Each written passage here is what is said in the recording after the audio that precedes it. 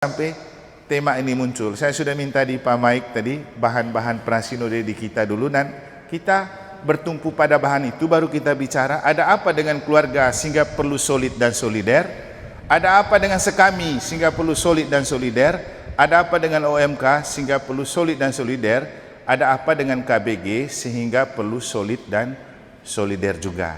Nah, nanti kita lihat dari masukan kita sendiri.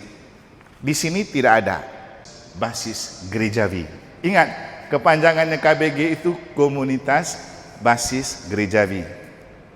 Apa artinya? Komunitas itu persekutuan, basis itu dasar, maka komunitas basis adalah dasar persekutuan hidup menggereja. Ada yang lebih dasar dari KBG lagi, yaitu keluarga. Makanya keluarga disebut Ecclesia Domestica. Makanya kalau keluarga kompak, maka KBG pasti kompak. Selamat malam, Romo, Bapak Ibu dan saudara-saudari yang dikasihi. Sebelum kita melanjutkan memulai pertemuan ini, baik kalau kita membuka dengan doa. Saya akan pimpin. Dalam nama Bapa dan Putra dan Roh Bapa, Kudus. Putra dan Kudus. Amin. Bapa di surga, kami bersyukur, terima kasih karena Engkau telah mengumpulkan kami untuk pembekalan AHP pada tahun 2025 ini. Kami mohon musyawarah kudus-Mu untuk membuka hati pikiran kami agar apa yang akan kami terima pada malam hari ini boleh menjadi bekal untuk kami sampaikan kepada umat yang Engkau percayakan kepada kami. Bapa, kami mohon dampingilah kami dari awal pertengahan hingga akhir nanti, agar kami semua lebih siap untuk menjadi pewarta-pewarta kasih. Semuanya ini kami mohon dengan perantaraan Kristus Tuhan kami. Amin. Dalam nama Bapa dan Putra dan Roh Kudus. Amin. Mari kita melanjutkan pembekalan materi yang akan diberikan oleh Romo Eman. Kepada Romo Eman kami persilakan. Oke, suster, frater, Bapak Ibu, saudara-saudari. Pertama, kita kembali ke istilah. Kenapa perlu pembekalan? Sama dengan kita suruh anak-anak sekolah, walaupun sebenarnya mereka sudah dikasih bekal, pasti mereka rasa kurang, tambah lagi. Coba kita bayangkan dengan teks sekecil ini, katakanlah lihat saja pertemuan pertama, hanya berapa halaman. Apakah itu cukup menjadi modal untuk kita berkatekese?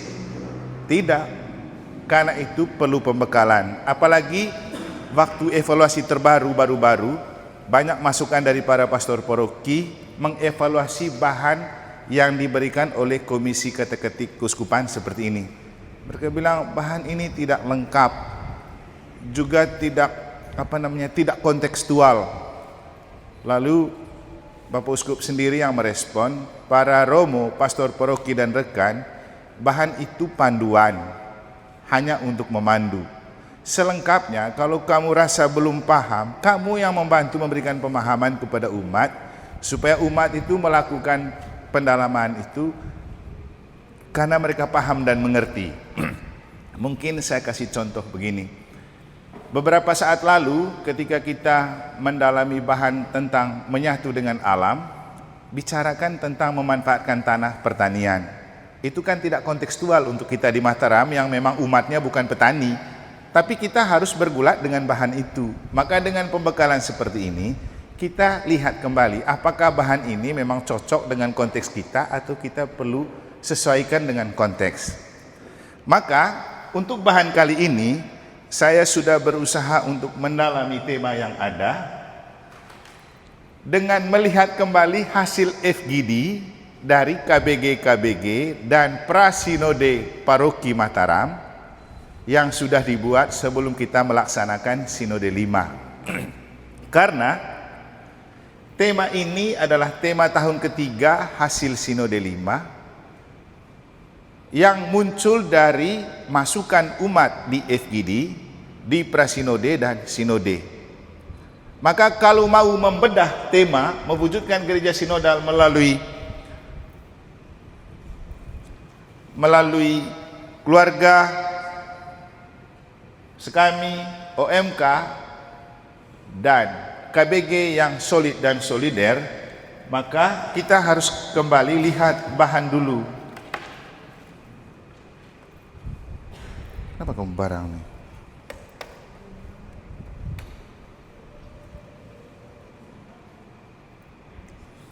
Nah, lihat kembali bahan dulu kenapa sampai tema ini muncul. Saya sudah minta di Pak Mike tadi bahan-bahan prasinode di kita dulu, dan kita bertumpu pada bahan itu baru kita bicara ada apa dengan keluarga sehingga perlu solid dan solider, ada apa dengan sekami sehingga perlu solid dan solider, ada apa dengan OMK sehingga perlu solid dan solider, ada apa dengan KBG sehingga perlu solid dan solider juga.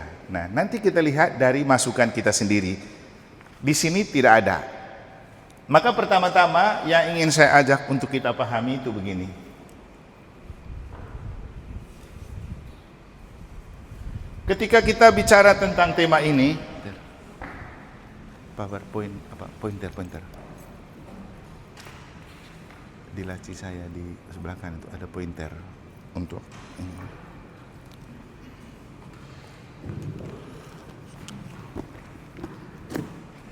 Ketika kita bicara tema bangkit dan bergerak bersama mewujudkan gereja sinodal melalui keluarga, sekami, OMK dan KBG yang solid dan solider, maka pertama kita perlu melihat apa itu solid dan solider. Kenapa kita minta keluarga, sekami, OMK, KBG itu perlu solid dan solider? Istilah solid dan solider itu muncul waktu kita sinode 5, karena kita bicara gereja sinodal, gereja yang berjalan bersama dalam persekutuan partisipasi misi. Dari hasil FGD dan persinode ditemukan bahwa kita itu jalan masing-masing, apalagi waktu zaman COVID. Jalan masing-masing itu terjadi mulai dari keluarga, suami jalan lain, istri jalan lain, anak-anak jalan lain. Padahal kita bicara gereja yang berjalan bersama. Demikian juga sekami. Anak-anak itu jalan lain, anak-anak ini jalan lain, mungkin juga ada kelompok anak-anak sehingga tidak berjalan bersama. OMK apalagi? OMK juga ada circle-circle-nya. Ada OMK kelompoknya si A, ada OMK kelompoknya si B, ada kelompok si C. Sehingga kita lihat OMK kita itu macam kotak-kotak juga. Kalau grupnya si ini, maka teman-temannya dia semua ikut. Yang merasa tidak bagian dari grup itu tidak ikut. Sehingga masih ada banyak OMK kita yang tidak muncul di OMK, tapi masih muda. Kemudian KBG. KBG juga begitu, jalan sendiri-sendiri. Kadang-kadang KBG lebih hidup dari lingkungan. Ada KBG yang lebih kompak di KBG-nya tapi tidak kompak di lingkungan. Ada yang kompak di lingkungan tapi tidak kompak di KBG. Ada yang kompak di lingkungan tapi tidak kompak di paroki. Nah, ini situasi dan kondisi seperti ini masalah untuk gereja yang berjalan bersama. Maka dengan tema solid, kita diminta untuk kompak ke dalam dulu, supaya solid begitu.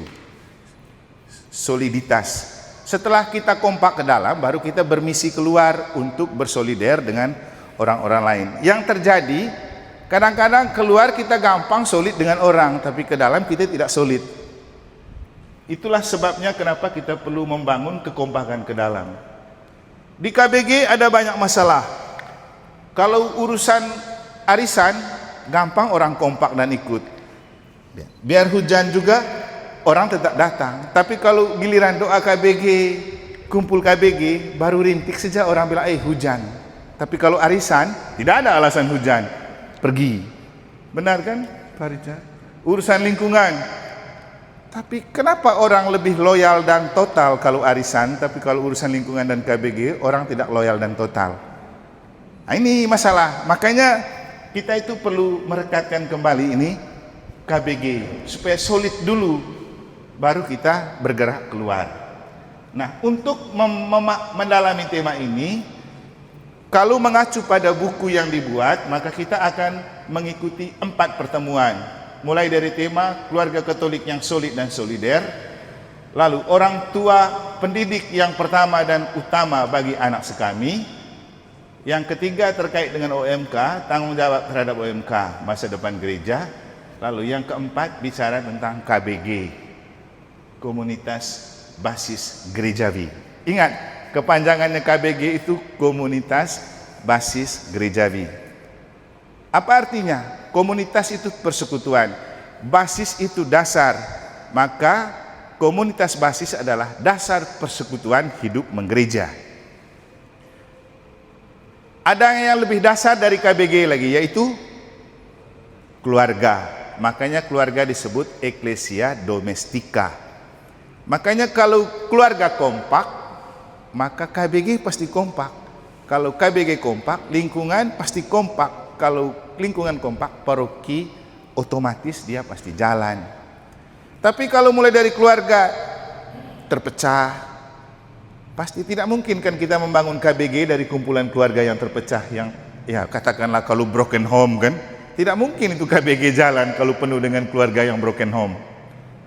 Dan kalau makin banyak keluarga yang broken home di KBG, otomatis lingkungan juga tidak bisa jalan. Siapa suruh siapa nanti? Sehingga pertama dan utama kita mulai dari keluarga sebagai dasar gereja. Ecclesia Domestica. Makanya kenapa tema pertama itu keluarga Katolik yang solid. Ingat, ini bukan hanya keluarga, tapi keluarga Katolik. Waktu rekolisi keluarganya ME kemarin di pelataran, sudah saya kasih tahu definisi tentang keluarga itu. Kalau di sini sudah termasuk siapapun yang membantu di keluarga. Makanya kemarin waktu kita rapat juga ada yang mempersoalkan, kenapa pembantu masuk dalam kategori keluarga? Nah, jadi definisi keluarga ini lalu kemudian berkembang ketika dalam satu rumah tangga juga ada orang lain, itu namanya keluarga juga. Dan untuk mendalami 4 tema pertemuan ini, masing-masing ada dasar kitab sucinya. Nanti kita lihat lebih dalam apa pesan dari kitab suci itu untuk setiap tema. Nah, sekarang yang kita mau lihat, mengapa tema ini diangkat, untuk apa, dengan cara apa, dan siapa saja yang akan mensukseskan tema ini. Kalau yang jenis ini kan tidak ada di sini.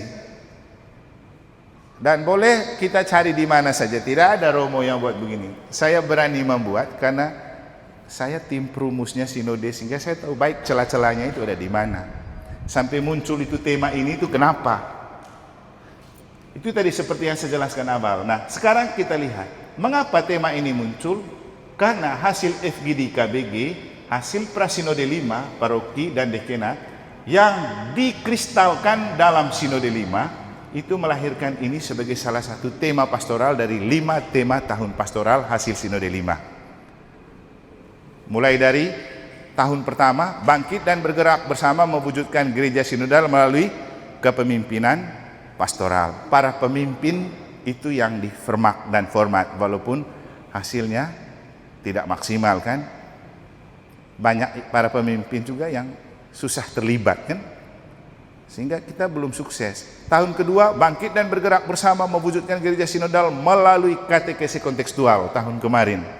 Nah, sekarang tahun ketiga, bangkit dan bergerak bersama mewujudkan gereja sinodal melalui subjek keluarga, sekami, OMK, KBG. Nanti tahun berikut itu kalau tidak salah itu terkait dengan Kerawang. Tahun terakhir itu terkait dengan ekologis. Jadi semua kita jangkau. Dan tema-tema ini masih ada hubungan dengan tema Sinode 4. Macam Sinode 4 kan kita punya tema iman yang tangguh dan mandiri. Ada hubungannya. Nah, pertanyaan untuk kita, apa hasil FGD dan Presinode Paroki Santa Maria Immaculata Mataram? Nah, saya sudah kumpulkan ini. Tadi saya minta di Pak Mike, ini dia.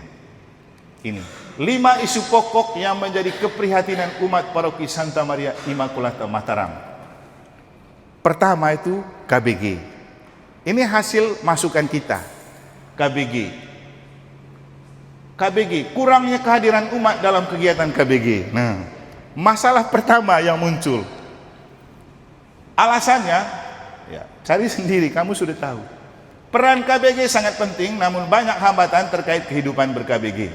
Peran kepemimpinan ketua KBG belum maksimal. Mengapa tahun pertama itu kepemimpinan? Mulai dari pemimpin dulu yang diformat dan diformat. Tapi kita saya lihat gagal kan? Karena atur para pemimpin aja susah. Syukur-syukur malam ini lumayan banyak kita datang ini untuk pembekalan. Kalau tidak setengah mati kan? Padahal kita pemimpin. Nah, kalau kita yang memimpin saja sudah begitu, terus apa umat mau ikut? Kemudian keterlibatan umat terutama dalam kegiatan katekese kurang. Nah, ini kita mau ajarkan iman yang benar, orang tidak mau datang. Seperti tadi di grup kan, Pak Leksi sharekan sebuah contoh liturgi yang benar dari salah seorang dari TikTok. Lalu dia minta, Romo tolong memberikan jawaban. Saya bilang apa? Bisa saya berikan jawaban, tapi mau nggak terima? Karena dari pengalaman saya 1 tahun lebih di sini, ketika kita mengajarkan yang benar, umat ngomel, dari dulu tidak begitu, kok ada-ada saja. Orang padahal mau ajarkan yang benar, dengan dasar yang benar. Tuh, sekarang mau nggak diajarkan? Atau sudah nyaman dengan kebiasaan yang belum tentu benar? Ini jadi masalah. Sebenarnya, ya sekarang misalnya saya mau jawab itu pertanyaan tadi, Pak Leksi aja tidak ada. Habis itu siapa lagi nanti untuk saya menjelaskan bahwa apa yang harus dilakukan pada saat kita terima komuni. Di situ sudah dijelaskan kan, dari segi rubrik di buku TPE, dari segi PUMR. PUMR itu tahu kepanjangannya? Hah? Semua umat tahu itu? Pedoman umum Misale Romawi. Artinya apa? Pedoman umum Misa Gereja Katolik Roma. Yang selalu saya bilang, nomor 1 ada di TPE, Tata Perayaan Ekaristi. Setelah itu tata perayaan Ekaristi itu disusul dengan tata gerak Ekaristi bernama gestikulasi. Dan untuk menopang kedua hal ini ada namanya tata tertib lewat ibu-ibu. Bapak-bapak tidak mau jadi tatib. Kenapa? Mereka kan sering tidak tertib, sehingga kalau menertibkan orang pasti orang tidak mau dengar, gitu ya. Ya, saya rekam di CCTV dan lihat bapak-bapak paling banyak kalau Romo lagi khotbah sibuk dia main HP. Habis itu lagi nanti dia menggerutu lama ini. Terus kau datang apa? Di rumah saja kalau mau main HP kan, ngapain ke gereja? Kau kasih contoh apa kepada orang? Bapak-bapak loh. Kadang-kadang prodiakon juga ya. Ya, tanyakan kepada diri sendiri. Maksud saya, jangan sampai kita para pemimpin yang kasih tunjuk contoh seperti itu di gereja. Umat nanti akan ikut, karena ada peribahasa apa? Guru kencing berdiri, murid kencing berlari. Tuh. Itu tentang KBG. Maka usul dan saran, ini kamu usul sendiri nih, dan saran sendiri. Meningkatkan mutu pelatihan kaderisasi pemandu katekese sehingga menjadi fasilitator yang andal, yang kayak gini-gini kan. Ini kan usulan kita, tapi sering kita tidak sadar dengan apa yang kita omong. Coba, siapa yang usul ini? Ini bukan usulan saya ambil dari bahan kamu punya hasil prasinode ini, 5 isu pokok yang menjadi keprihatinan umat Paroki Santa Maria Immaculata Mataram. Nomor 1 KBG. Nomor 2 apa? Nanti kita lihat nomor 2 apa. Kemudian meningkatkan peran guru agama, katekis atau umat yang dilatih khusus untuk lebih aktif lagi di KBG. Nah, kita bersyukur dan saya rasa senang bahwa guru agama seperti mereka Pak Yorem dan Pak Nano sejauh ini dengan koordinasi ketua bidang, mereka betul-betul menghidupkan program di seksi katekesi. Ada rekoleksi, mereka selalu perhatikan, ada sakramen tobat. Berapa kali ini mereka datang koordinasi untuk rekoleksi selain untuk Krisma dan untuk Natal. Saya rasa bersyukur ada kepedulian daripada Romo terus yang berpikir sama BPI kan. Memang itulah maksudnya kita di seksi kan, pemimpin harus partisipatif dalam misi. Kemudian Walaupun dalam kenyataan banyak guru agama yang bahkan diangkat oleh Bimas Katolik kemudian tidak aktif di gereja, kan? Kita umat kalau tahu itu kasih tahu dong, kan sudah kita bilang, karena mereka digaji oleh negara juga. Dan Pak Pembina selalu bilang, Romo, perhatikan guru-guru penyuluh itu. Tapi saya rasa kalau perhatikan anak kecil kan masuk akal. Ini guru loh. Malahan mereka yang harus ajar kita, kan? Mereka guru. Guru kan kepanjangannya apa? Guguk dan ditiru. Kita tiru mereka. Masa kita tiru mereka tidak aktif lagi? Mau dibawa kemana gereja? Saya tahu di beberapa KBG dan lingkungan ada guru yang memang susah terlibat, kan? Benar atau tidak? Walaupun saya jarang turun, tapi saya tetap tahu ada guru yang susah terlibat di KBG dan lingkungan. Terus kita ini mau jadi guru apa kalau begitu? Maaf ini kalau saya bilang begitu. Masalahnya kan ada di kita punya laporan ini.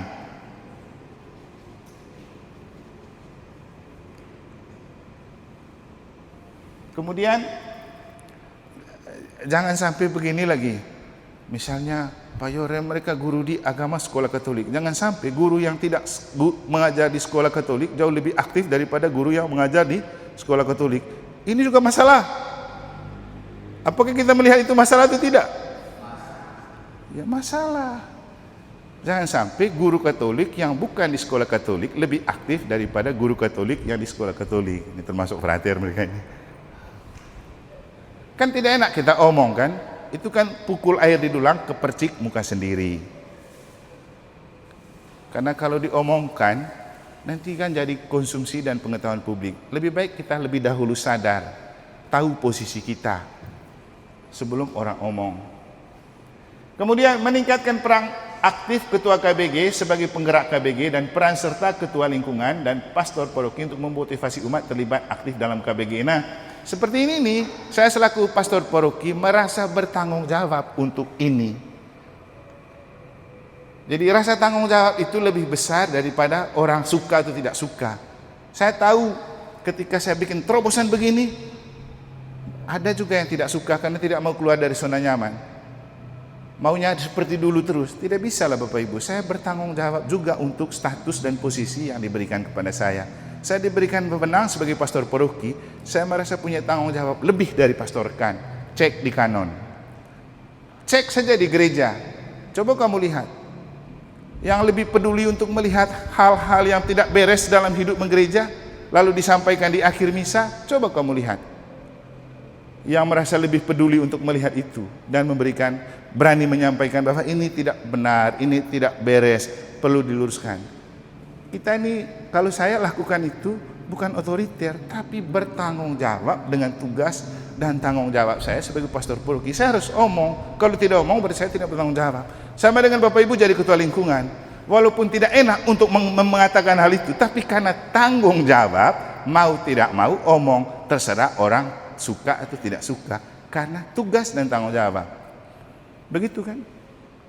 Waktu tidak menjadi ketua lingkungan, kita tidak peduli itu diomongin atau tidak penting. Tapi begitu sudah jadi ketua lingkungan, misalnya kita lihat teman tidak ikut latih kor padahal kita butuh dia datang. Waktu kita tidak jadi ketua, kita cuek-cuek saja persetan. Begitu jadi ketua, kita rasa tidak enak kalau tidak omong dia harus ikut. Benar kan? Kamu ketua lingkungan yang punya umat seberapa banyak gitu aja sudah setengah mati. Apalagi saya pastor yang punya hampir 3.000 kepala dengan selera masing-masing. Tidak gampang kan? Jadi kita itu harus punya keberanian. Karena tanggung jawab, bukan karena otoriter. Lalu yang lain bilang, oh Romo ini otoriter.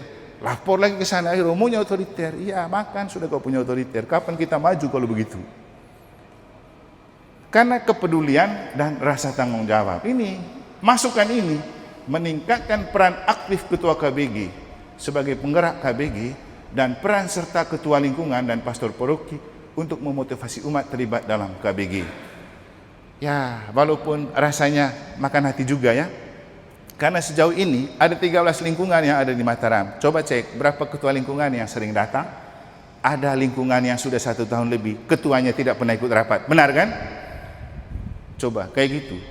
Kalau kita omong, dibilang, Romonya, ya kan saya harus omong karena saya pemimpinnya. Gitu. Sama juga Bapak Ibu jadi ketua lingkungan, Ada ketua KBG yang tidak jalankan tugas kan harus omong, kalau tidak omong berdosa. Ini kan kita menggerakkan. Ada juga yang bilang ketua lingkungan tidak tahu siapa ketua KBG-nya, karena memang tidak pernah ikut. Loh, model kayak gitu ngapain dipilih jadi ketua lingkungan? Nanti kita rapat di sini, kita punya hasil begini. Kita harapkan itu disampaikan ke umat. Tapi besok lusanya kita dengar lain cerita di umat. Padahal di rapat kita tidak omong. Kenapa? Ketuanya tidak datang. Umatnya omong sembarang. Lalu yang dipersalahkan pastor dan dewan. Kan gitu kan? Ini masalah kepemimpinan. Maka itu taruh nomor 1 memang. Ketua lingkungan dan pastor paroki mengadakan kunjungan ke KBG. Nah, ini masukan dulu. Padahal yang saya tahu zaman itu kan masih zaman Romo Laur, dia kan paling rajin pergi kunjung, tapi masih juga mengeluh tidak harus pergi kunjung. Yang jadi masalahnya Romo pergi kunjung atau kita yang memang tidak peduli kalau Romo datang, itu lagi. Ya, saya tahu diri karena saya memang belum pergi kunjung. Tapi waktu zaman dulu sejak banyak kunjungan aja kamu masih mengeluh, apalagi yang tidak kunjung. Tapi begini, saya rasa kunjungan terbesar dari seorang pastor itu bukan pergi ngobrol-ngobrol, Bapak Ibu. Kamu bikin misa KBG di situ, kita datang waktu itu sambil ngobrol. Nanti kita lihat jemaat pertama itu hidup itu memecah-mecahkan roti. Masa kita pergi hanya untuk pergi sapa kamu? Harus ada sesuatu yang berguna. Sakramenkah yang kita bawa? Karena itu yang kita punya. Kalau hanya bilang Romo kunjung-kunjung umat, ya kunjung begitu saja, kan apa gunanya? Kunjung sambil membawa pelayanan itu baru kunjungan seorang pastor, namanya pastoral. Kalau bertamu biasa-biasa saja, tidak ada nilai lebihnya. Itu hal-hal yang menjadi masukan. Nomor 2 itu perkawinan Katolik, berarti masalah keluarga. Nomor 3, 4 itu lain-lain. Saya lompat karena 5 masalah pokok kan. Yang kelima yang dimasukkan oleh Paroki Mataram itu kurangnya keterlibatan OMK di KBG. Di antara 5 masalah pokok, saya taruh 3 saja yang ada hubungan dengan tema ini. Nah, kita kembali ke ini. Dasar pijak, saya berbicara tentang apa yang harus kita lakukan dalam pendalaman. Ini yang perlu kita lakukan. Jadi hasil FGD KBG Prasinode Paroki menghasilkan 5 masalah pokok yang 3 diantaranya sudah saya sampaikan. Kemudian masalah-masalah itu dibawa ke Prasinode Dekenat, lalu dari Dekenat dibawa ke Sinode 5, dan Sinode 5 mengkristalkan semua itu dalam apa yang disebut arah dasar Ardas, visi misi tema pastoral tahun 2024-2028 yang sekarang kita jalankan tahun ketiga. Masih ada 2 tahun. Setelah itu selesai Sinode 6. Kemudian untuk apa kita merenungkan dan memaknai tema ini? Jawabannya untuk menunjukkan bahwa gereja itu harus selalu memperbaharui diri. Ecclesia semper reformanda est. Gereja itu harus selalu memperbaharui diri sesuai perubahan zaman, sesuai dengan konteks yang sedang berkembang. Inilah hebatnya gereja Katolik. Gereja Katolik kan tidak terpaku pada ajaran yang sudah dahulu sekali. Harus selalu diupdate sesuai dengan perubahan zaman. Itu kalau istilah teologinya itu double brestel, pergumulan rangkap antara tradisi yang sudah diwariskan dengan kenyataan yang sedang berkembang. Dan untuk bisa menyesuaikan dan menghubungkan tradisi yang sudah tercatat di kitab suci, ajaran gereja dengan kenyataan yang sekarang seperti AI, siapa yang bisa menghubungkan? Itulah tugas kita pastor, penghubung untuk memaknai apa yang dahulu dan apa yang sekarang. Karena memang kita sekolahnya untuk bisa memaknai itu. Mengapa kemudian Bapak Ibu kalau lihat saya khotbah, saya selalu menghubungkan apa yang sudah di kitab suci dengan apa yang terjadi hari ini. Karena kita sekolah untuk itu, bukan hanya omong-omong di altar. Dan ada banyak hal yang kita alami setiap hari yang perlu dimaknai dalam terang kitab suci. Sayangnya kan umat tidak paham. Nanti bilang, apa lagi omong terlalu lama. Padahal itu penting. Itu baru namanya pelita hidup. Kalau datang misa hanya untuk formalitas, pasti tidak penting dengar itu. Tapi kalau datang misa karena kebutuhan rohani dan mohon petunjuk Tuhan dan sabda Allah, pasti itu sangat penting. Itu kan tergantung dari kita punya hati jadi lahan apa? Lahan berbatu, lahan kering, atau lahan basah bagi sabda Allah. Yang pasti setiap sabda Allah yang keluar itu punya kekuatan. Sabdamu adalah roh dan kebenaran. Seperti dalam bacaan Injil kemarin, perwira itu dia tidak mengerti hidup rohani. Tapi karena Yesus berbicara di depan dia bilang, ada yang hambaku ada yang sakit, boleh Yesus mampir? Bilang, aku mau mampir. Begitu Yesus keluarkan kata-kata, Yesus kan Tuhan, ada roh yang menyertai. Roh itulah yang masuk di dalam diri perwira, sehingga dia bilang, saya merasa tidak pantas kalau Tuhan datang. Lalu Yesus bilang, hebat dia punya iman. Karena ada roh, makanya ada iman. Kita punya iman kalau tidak ada roh, itu namanya agama status atau KTP. Harus ada roh yang bekerja. Dan kita beruntung, orang beriman yang paling banyak dikasih Roh Kudus itu gereja Katolik. Waktu baptis urap di sini, atau baptis dewasa kemarin urap di sini. Waktu Krisma tambah lagi, penuh. Itu urapan roh. Dan kalau kita diurapin roh, itu baru kita diangkat menjadi anak-anak kesayangan Allah, dibaptis dalam roh. Kemarin waktu sakramen tobat untuk sakramen para calon Krisma, saya kasih tunjuk mereka, kamu nanti baca di Injil Yohanes bab 1 ayat 29 sampai 34 kalau tidak salah. Saya juga baru mengerti, ternyata di situ Yohanes menunjuk kepada Yesus, dan di situ ada kata-kata, di Sungai Yordan dia dibaptis oleh Roh. Dan kita tahu setelah dibaptis oleh Roh Kudus, langsung ada suara dari awan yang mengatakan, inilah anak yang kukasihi, kepadanya lah hatiku berkenan, anak kesayangan. Jadi dengan sakramen Krisma seperti saya bilang kemarin, posisi kita diangkat. Semua orang itu diciptakan sebagai anak-anak Allah, tapi apakah menjadi putra-putri kesayangan Allah? Belum tentu. Dengan diangkat oleh Roh melalui sakramen Krisma, kita dibaptis dalam Roh, dan itu yang membuat kita dibilang dari atas awan, inilah putra yang kukasihi. Jadi Tuhan sangat mengasihi kita, dan itu hanya dalam gereja Katolik. Kemudian selain untuk menunjukkan gereja yang selalu memperbaharui diri sesuai perkembangan zaman, tujuan kita juga itu untuk mewujudkan gereja sinodal dalam persekutuan partisipasi misi, mulai dari keluarga, sekami, OMK, KBG yang solid dan solider. Kalau kita kompak, pasti kita bisa jalan sama-sama. Seperti kita jalan santai itu kan. Kan kelihatannya ternyata besar ini gereja Katolik Mataram ketika kita jalan santai dalam rangka 90 tahun. Orang lihat, wih banyak juga ya. Sudah lama juga ya. Tapi coba kita tidak pernah jalan sama-sama rame-rame kayak gitu. Orang pikir kita itu sedikit dan kecil terus. Itulah gunanya kita sinodal. Dan sekaligus membedakan kita dari teman-teman gereja lain. Dan ini juga menjadi alasan kenapa Bapak Ibu, KBG itu perlu teritori. Lingkungan itu perlu teritori supaya kita tidak dianggap, misalnya begini, Pak Michael rumah berdampingan sama Pak Romanus. Nah, contoh aja. Misalnya Pak Michael masuk di Swete, Pak Romanus katakanlah masuk di lingkungan lain, tapi rumahnya berdampingan. Giliran doa rosario, Pak Michael di situ, yang di samping pergi jauh.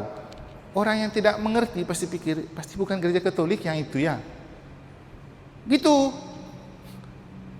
Karena kok lain-lain, kalau mereka satu gereja, kenapa tidak doa sama-sama saja? Itu yang pertama. Yang kedua, kan kita nanti omong KBG. Bapak Ibu, kalau kita apa namanya ini, sakit atau ketindis begitu, apakah misalnya Pak Richard pergi cari ke Labu Api sana untuk ini kasih bangun, atau orang di samping. Jangan sampai karena beda KBG, padahal kita sama Katolik, kan kita bukan sama KBG, biar sudah kau mati di situ. Ini kan yang ketiga. Misalnya seperti tadi, Pak Mikel punya tetangga, dia KBG atau lingkungan di tempat lain. Pada saat doa rosario, ada doa rosario di Pak Mikel yang, tapi karena bukan lingkungan situ dia harus pergi jauh. Bawa anak, bawa motor, semua dipikul. Nah, setelah dipikul, untung kalau aman. Jangankan dulu aman, kalau hujan, kau satu keluarga kena hujan. Ada yang dekat, lucu kan? Tapi kenapa orang tidak mau? Lagi-lagi masalah hati, gengsi. Kan ada istilah, kami lebih nyantol dengan itu. Boh, sama-sama Katolik kok masih pilih-pilih. Kan lucu. Kita nih sama-sama Katolik masih juga lebih nyantol sama si itu, sama kami lebih cocok. Loh, kita sama-sama Katolik, ngapain tidak cocok? Nah, itu saja kita tidak legowo begitu. Maka gereja sinodal itu masalahnya di situ. Belum lagi tadi kalau arisan gesit, kalau KBG dan lingkungan, banyak betul cari alasan. Dengan cara apa kita bangkit dan bergerak bersama mewujudkan gereja sinodal melalui keluarga kami OMK KBG yang solid dan solider? Ya, dengan cara program pastoral tahunan. Khususnya tahun ini kita punya program pastoral bertemakan ini. Dan program-program itu terjelma dalam program DPK, Dewan Pastoral Keuskupan, yang kemarin kita rapat hampir 1 minggu. Kemudian dalam Dewan Pastoral Dekenat, kami kemarin sudah menghasilkan 3 program unggulan Dekenat. Kita bersyukur karena di antara 4 Dekenat, kita lumayan.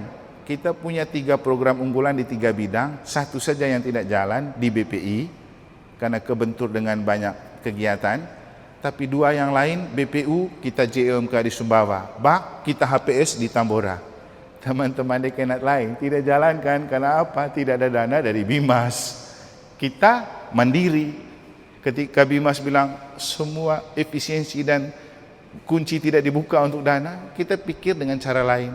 Lalu saya bilang, inilah asiknya kami di NTB. Walaupun selalu dianggap terjauh dan terkecil, tapi kami kompak. Dan kalau ada kegiatan yang bikin saya senang, Romo-Romo itu solid. Coba lihat JMK datang sampai ke Tambora, semua dari pastor paroki-paroki Romo juga pergi.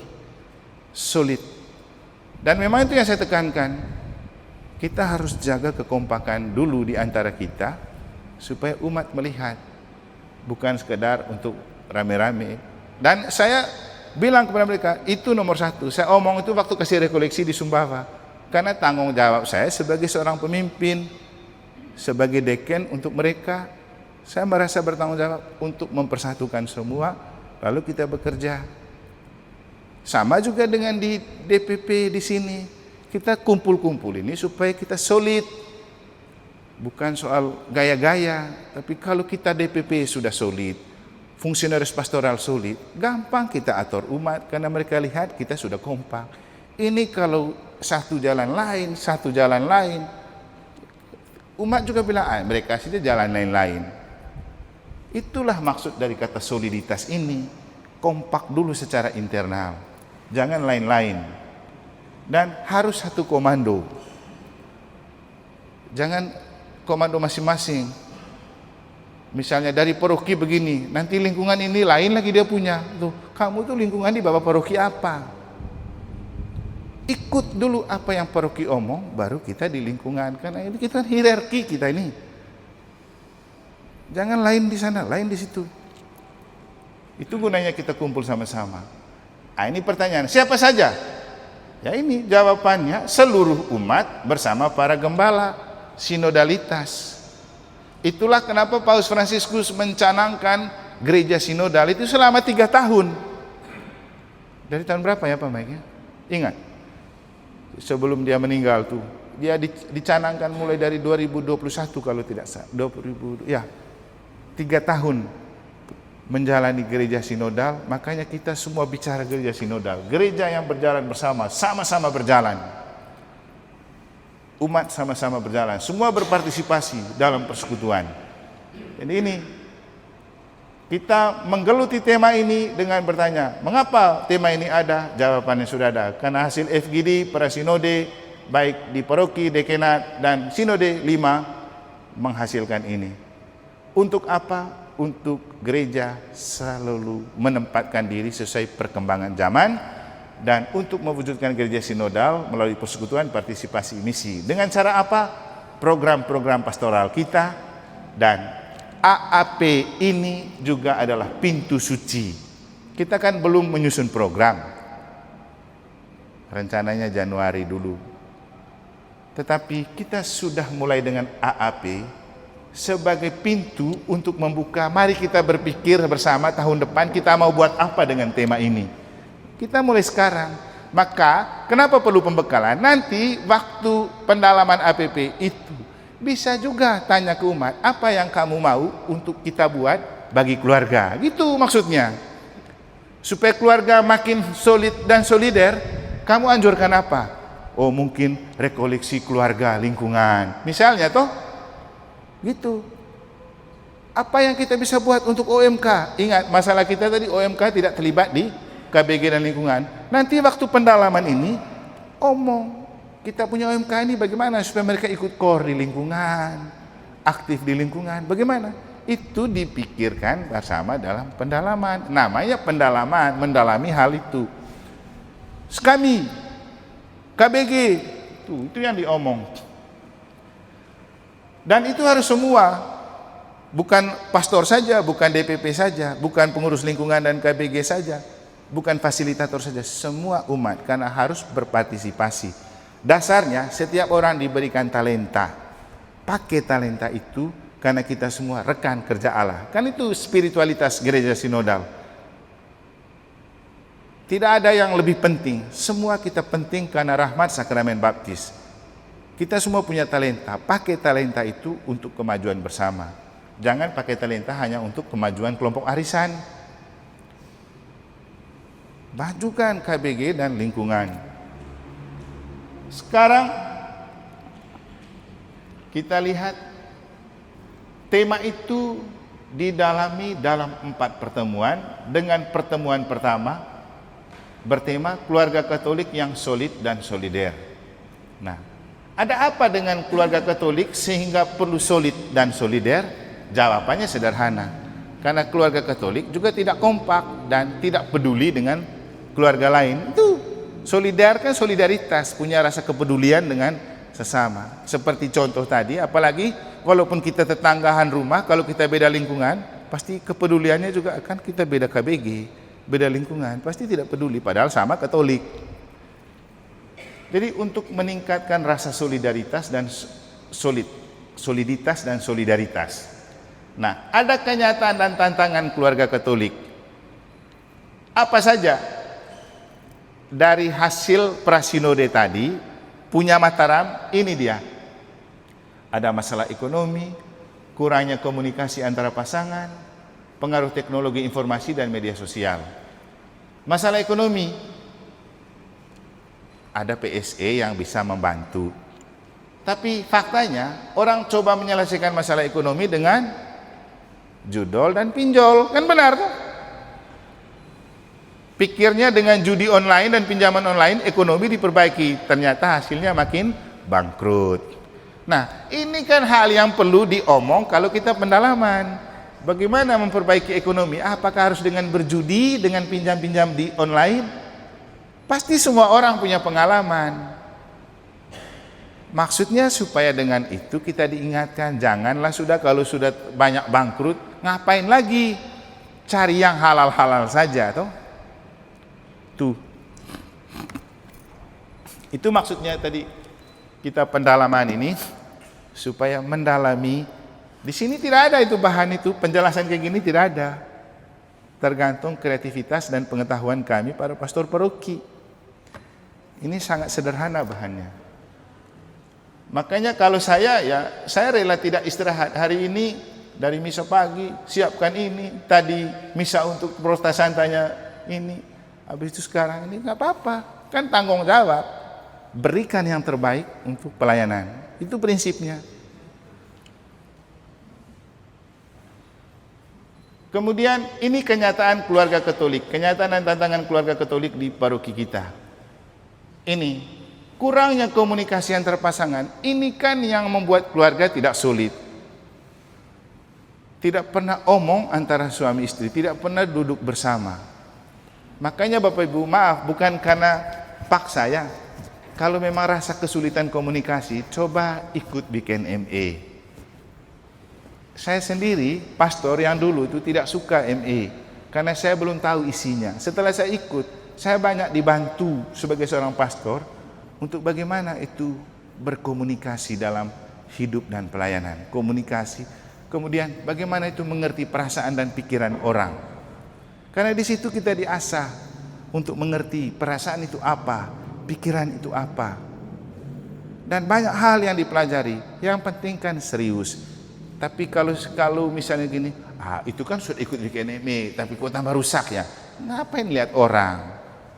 Kan ada juga yang baik, kan? Kan barang ini tergantung orang yang menjalani. Bahwa kita selalu kasih yang terbaik. Kita romo-romo juga kan, kita ikut kemana-mana ini kan pengetahuannya banyak, bagus-bagus. Tapi kemudian soal berguna untuk kita dan paroki kan tergantung kita. Mau bawa pulang nggak pengetahuan itu? Kita mau pakai untuk paroki nggak? Kalau pergi saya serius, saya nyimak. Saya hanya berpikir saya punya modal dan pengetahuan untuk saya bisa membaginya kepada umat. Sehingga kalau kemana-mana itu bukan hanya sekedar pergi jalan-jalan, tapi menimba sesuatu yang berguna untuk saya bisa pakai di paroki.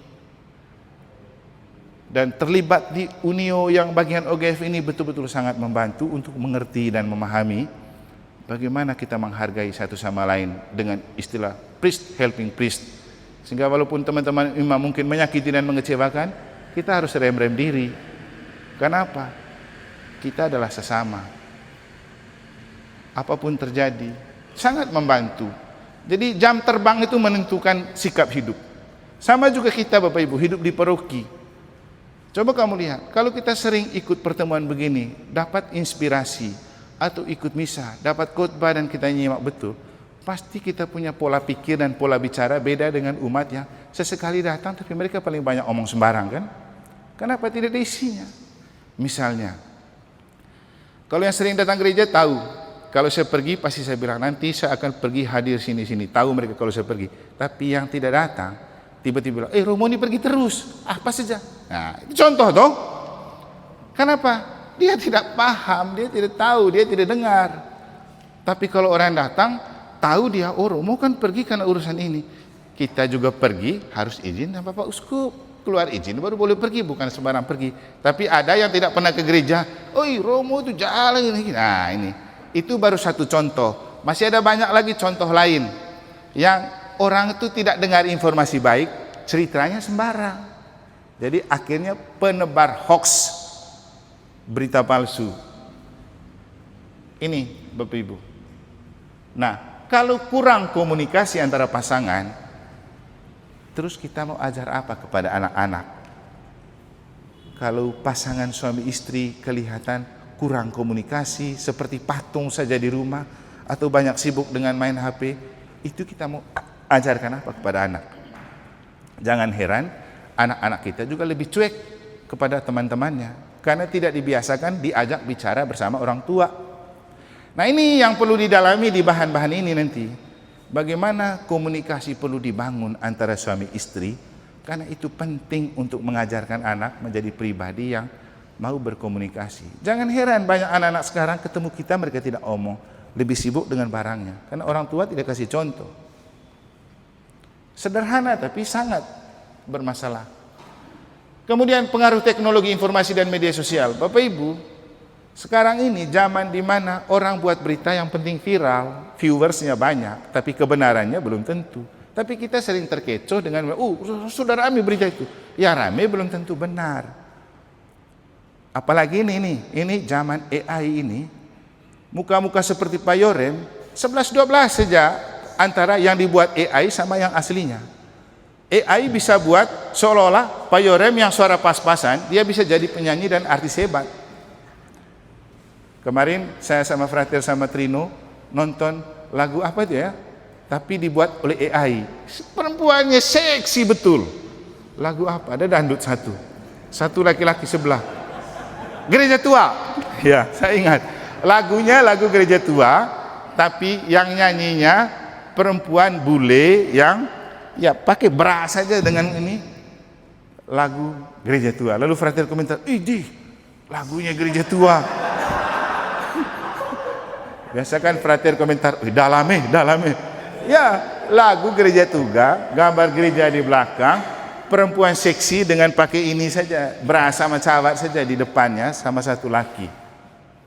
Terus saya kan cepat mengerti barang itu. Lalu saya bilang, ini pasti produknya AI ya. Iya, Bapak Romo. Bapak Ibu, kita sering banyak terkecoh karena itu. Besok-besok orang buat suaranya saya, mukanya saya, lalu saya bicara begini. Belum tentu itu saya. Pak Mike, AI bisa lebih ganteng, bisa buat Pak Mike itu, lalu dia omong. Dan seolah-olah itu dia yang omong. Padahal belum tentu. Makanya ini zaman di mana cross check itu penting. Jangan cepat percaya dengan pemberitaan di media. Ini zaman sudah begitu. Dan untuk itu kita perlu saling mengingatkan. Waktu pertemuan seperti ini saling berbagi cerita dan pengalaman itu supaya kita tidak terjebak terlalu jauh. Kemudian akibatnya suka jalan sendiri dan jalani hidup sendiri-sendiri kalau komunikasi tidak ada. Ngapain ke rumah? Sampai di rumah saya tidak disapa sama istri atau suami saya.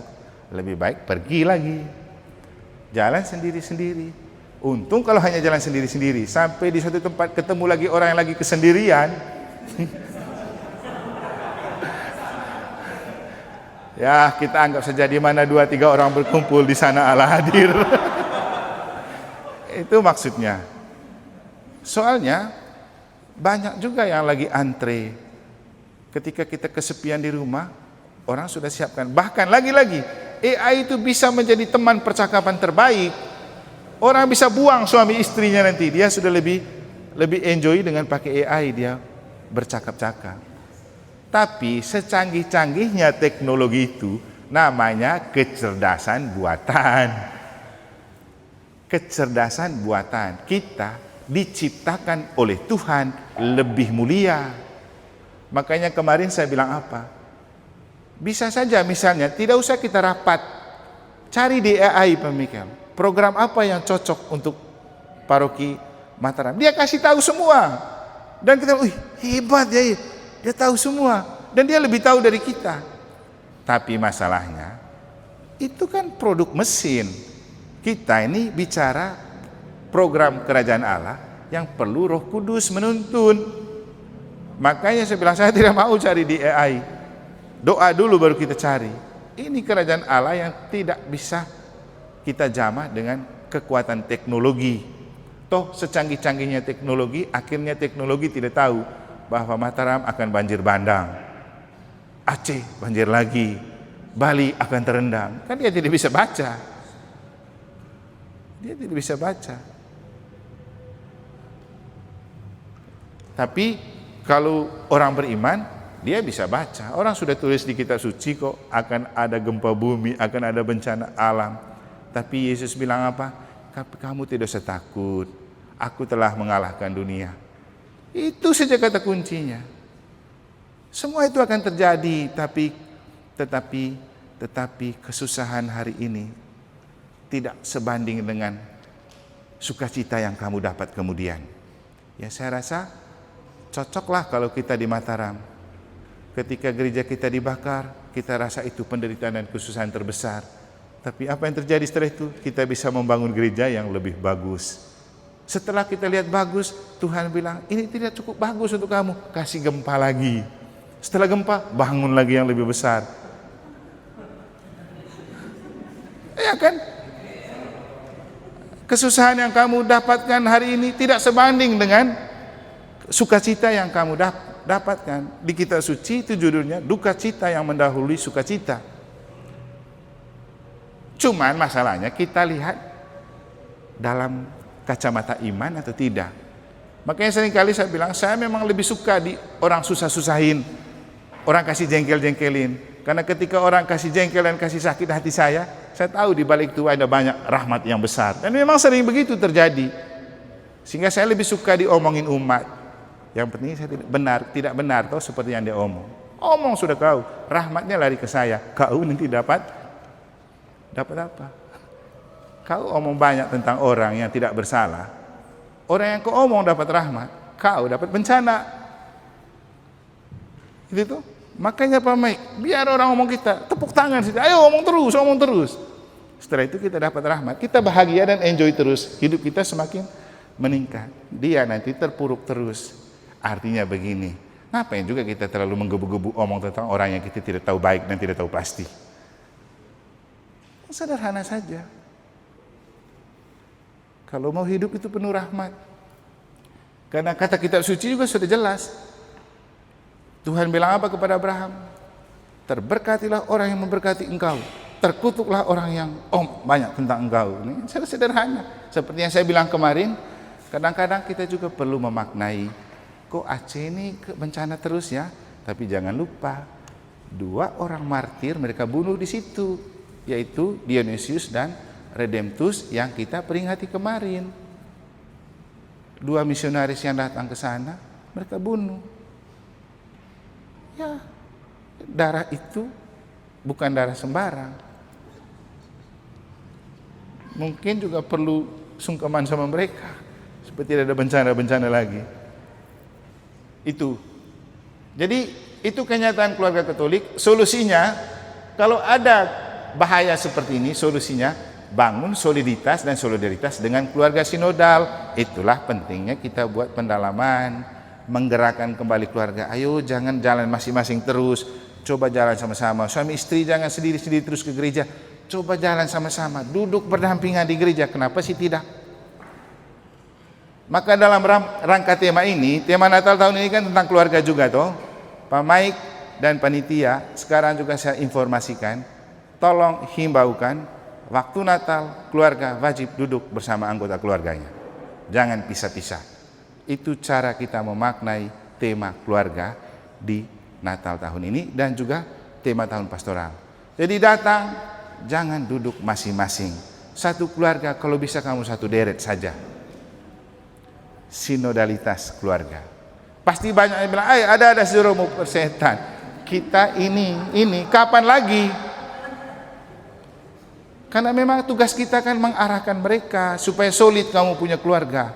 Ngapain juga sih kamu datang, istri duduk lain, suami duduk lain, anak duduk lain? Ngapain? Biar Tuhan absen. Ini keluarga bagus ini. Mereka datang sama-sama. Bapak Ibu, itu juga penting. Saya waktu tugas di negara, ada satu waka. Waka itu dia orang Bejawa, lahir di Kupang, punya istri, mereka punya 3 orang anak. Setiap ke gereja, duduk di depan. Orang tua di samping, anak-anak di tengah. Waka Polres, orang Katolik. Saya juga lihat kemudian ada Dandim, begitu. Ngapain juga kita sembunyi-sembunyi, tidak mau duduk sama istri dan anak. Kalau sampai kita tidak berani, pasti ada sesuatu yang lain, ada target lain di gereja ya. Ini kan hal sederhana, tapi sangat-sangat berguna. Apalagi Natal ini kan pesta keluarga ini. Kita sama-sama datang di depan keluarga Kudus Nazaret kan bagus. Nanti dicatat memang tuh ya. Kita anjurkan Natal kali ini duduk per keluarga. Saya juga sudah bicara sama salah satu romo kemarin ketika mendengar tema Natalnya itu tentang keluarga dan kita omong tentang sinodalitas keluarga. Ya, kami sepakat kita ke paroki Natal ini paling tidak himbau umat duduk per keluarga. Itu salah satu aksi nyata dari ini ya, aksi nyata dari AAP. Kita himbau saja, orang buat atau tidak buat kan yang penting kita sudah bermaksud baik. No? Kalau dia tidak buat, rahmatnya kembali ke kita karena kita sudah mengarahkan mereka ke jalan yang benar. Itu prinsipnya.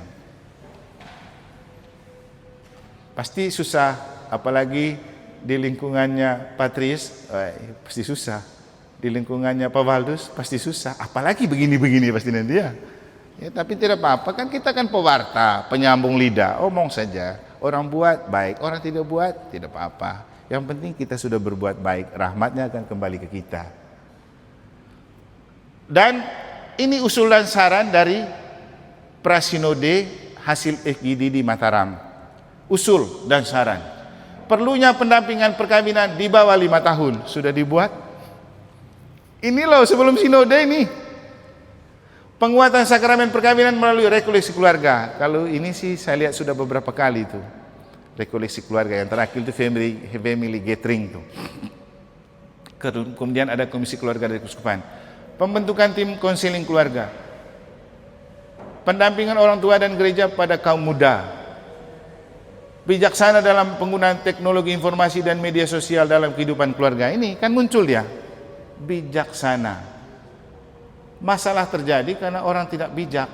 Apalagi ada bahaya pasangan kita lebih nyaman dia curhat di medsos daripada dia curhat kepada pasangan toh. Ada masalah di keluarga muncul di status. Orang lalu tahu keluarga kita sedang punya masalah.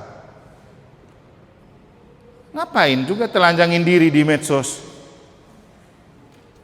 Tapi kan demi mengejar FYP. Bahaya kan? Tidak bijak. Jadi itu maksudnya kita pendalaman PP ini, ayo sadarilah bijak-bijak pakai itu barang biar tidak merusak diri. Kemudian untuk menginspirasi kita membangun solidaritas dan soliditas dalam keluarga, kita diberikan teks kitab suci dari Kolose bab 3 ayat 18 sampai bab 4 ayat 6. Nanti ada di teks dan didalami waktu pendalaman. Tapi ini saya catat beberapa pokok pikiran dari teks ini. Pertama, ada ajakan untuk bapak-bapak, ada ajakan untuk ibu-ibu, ada ajakan untuk anak, ajakan untuk keluarga. Beda loh Bapak Ibu, ajak untuk khusus untuk bapak, ajak khusus untuk ibu, ajak khusus untuk anak, ajak untuk keluarga. Kalau keluarga ini sebuah komunitas yang di dalamnya mencakup bapak, ibu, anak. Dan di kitab suci ini ada masing-masing. Dicek di teks itu ada. Kemudian tanggapan atas teks dan sharing pengalaman ini yang dibuat di pendalaman nanti. Silakan lanjut di pendalaman di KBG. Harapannya dengan pendalaman itu keluarga yang solid dan solider, mundur dikit. Oh ya.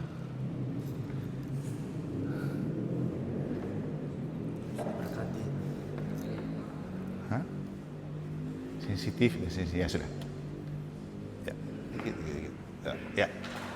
Harapannya keluarga sadar pentingnya keluarga yang solid dan solider untuk hidupkan sakramen perkawinan. Bapak Ibu, kita berpikir sakramen perkawinan itu diterima waktu kita nikah. Padahal sakramen perkawinan itu modal untuk kita menghidupkan perkawinan sebagai sakramen. Kalau yang sudah ikut WKNME pasti sudah paham apa artinya sakramen perkawinan, apa artinya perkawinan sebagai sakramen. Patris mereka sudah ikut juga. Sakramen perkawinan itu yang kita terima waktu kita nikah. Tapi hidup perkawinan sebagai sakramen itu menghidupkan sakramen itu dalam hidup perkawinan sepanjang masa supaya perkawinan lalu menjadi tanda dan sarana kehadiran Allah yang menyelamatkan lewat keluarga. Itu namanya perkawinan sakramentil. Beda antara sakramen perkawinan dan hidup perkawinan sebagai sakramen. Itu tentang tema 1. Sekarang pertemuan kedua. Orang tua pendidik pertama dan utama bagi anak sekami. Masalahnya kalau opa oma dia tidak punya anak sekami sudah ya. Tapi punya cucu. Ini saya tidak temukan di bahan kamu punya FGD dan para sinode kenyataan dan tantangan terkait dengan OMK,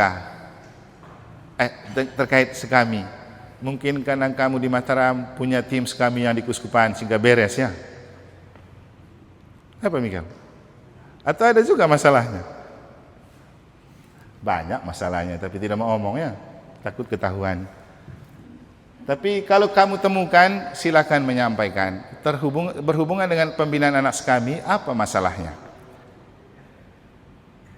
Pasti ada. Yang susah, jujur nggak dengan kenyataan kalau itu ada.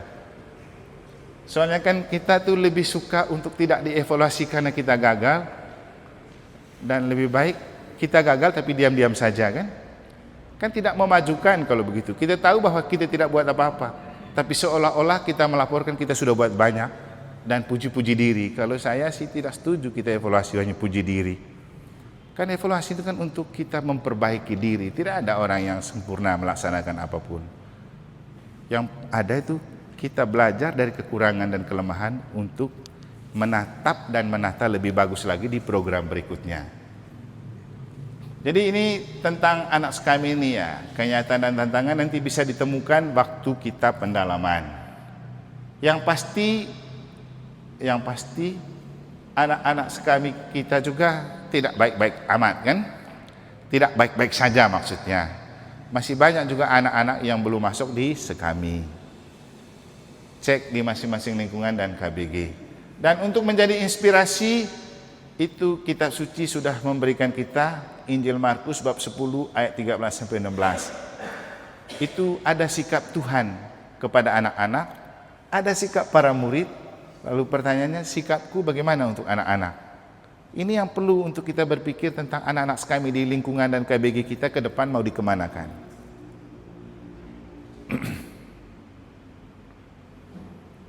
Kadang-kadang juga kalau ikut kemas kami, kita cari anak-anak yang kita rasa orang tuanya dekat dengan kita. Ada juga begitu tuh. Atau mungkin orang tua yang dianggap jadi donatur kegiatan. Itu baik, tapi jauh lebih baik kalau tidak pakai beda-beda begitu kan. Yang penting namanya anak-anak dilibatkan semua. Begitu. Jangan terjebak dalam bahaya karena orang tuanya sering menyumbang lalu dapat privilege. Ya, memang manusiawi, tapi ya kalau saya sih ngapain beda-beda begitu. Kita ini sama semua manusia, mau hitam, mau putih, mau kuning, mau sipit, mau belalak, kita semua anak-anak Allah. Tidak ada yang istimewa.